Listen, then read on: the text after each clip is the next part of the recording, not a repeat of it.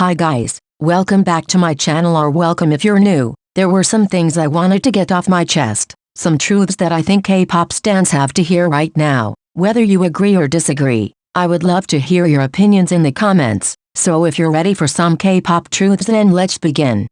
Zhang Hao having a solo song on Zero Base One's debut album is not a good idea, ever since it was announced that the winner would not only become the center but they would also get a solo song on the album. I have always thought it was a terrible idea. Survival show groups already have so many problems with solo stans. Just look at Kepler's fandom. It's literally a mess. And the last thing Mnet should do is making this situation even worse by treating a member like a soloist right off the bat. I really like Zhang Hao. Even if I haven't watched Boys Planet, I'm happy he ranked first. But I believe this is only gonna make things worse as far as solo stans are concerned.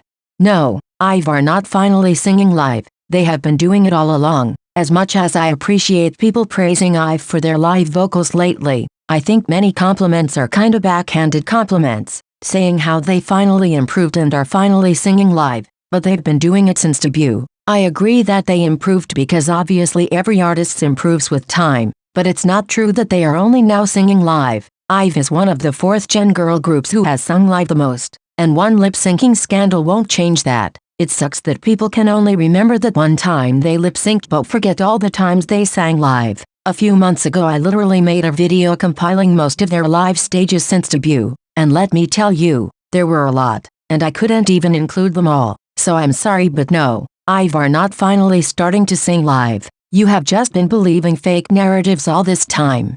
Getting mad at people for calling their favorite song Saudi is ridiculous. This year, for example, every time someone calls a song Saudi, New Jeans stans always get so triggered for no reason, saying things like, "Don't call this song Saudi unless it gets as many achievements as Ditto." And I'm like, are you serious? It's not that deep. People have always been referring to their favorite songs as Saudi, knowing fully well those songs never stood a chance to actually win Saudi. But it's simply something people say about their favorite songs that come out during the year. And it's so fucking annoying how certain stans always take it so seriously and feel the need to bring their faves into the conversation, proving that only their faves actually have a shot at winning Saudi. I'm saying this now because I'm seeing a lot of New Jeans stan doing it and it's pissing me off. But obviously it's not just New Jeans stans, it can be anyone, and I just find it so unnecessary. Don't take it too seriously and let people call whatever song they like Song of the Year.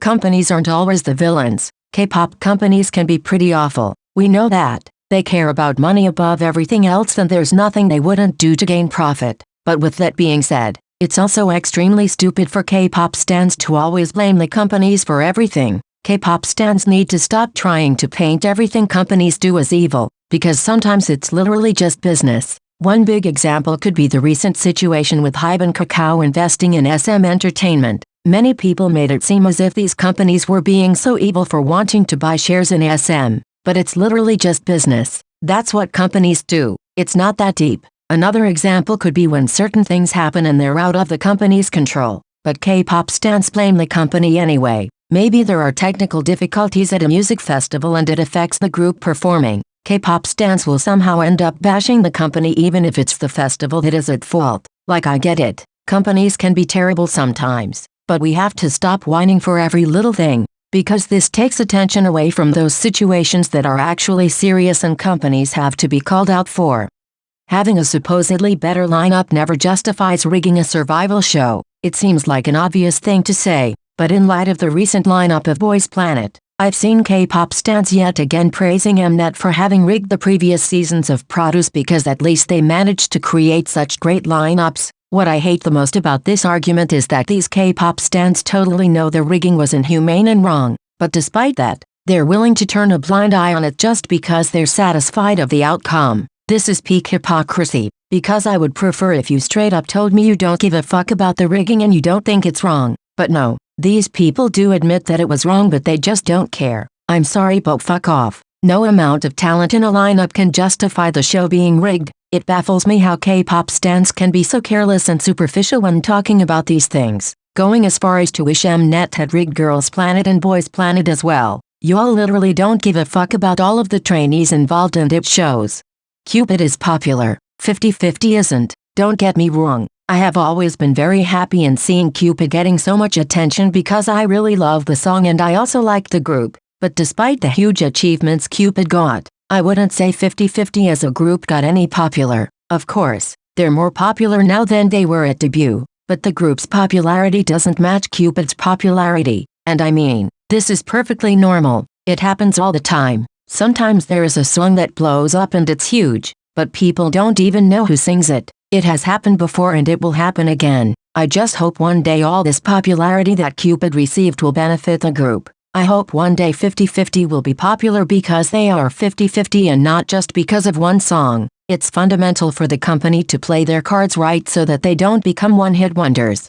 Just because you don't see the hate it doesn't mean it's not happening. I know that sometimes K-pop stans are overdramatic and they talk about how their faves get so much hate, when in reality it's not that serious and they're just doing it so that they can claim their faves are mistreated. K-pop stans love to victimize their faves so much. However, sometimes there are certain idols that literally get so much hate on a daily basis and their fans rightfully speak up about it, but then some random stans jump in the conversation and talk about how they haven't seen the hate. So that must mean people are exaggerating when they say their fave is hated. And I mean, just cause you don't see the hate it doesn't mean it's not happening. I legit saw some people saying they didn't believe there was a hate train against Wonyoung just because they didn't come across hateful videos about her. And I just find it so ridiculous how they were trying to downplay the issue. So I'm sorry, but before saying an idol is actually not hated just cause you haven't seen the hate, at least do some research and see if it's true or if you're in the wrong. So guys, these were some hard truths that I think K-pop stans have to hear right now. Let me know if you agree with these truths or not. This was only my opinion and you're more than free to disagree and tell me why in the comments. With that being said, thanks for watching and see you in the next video.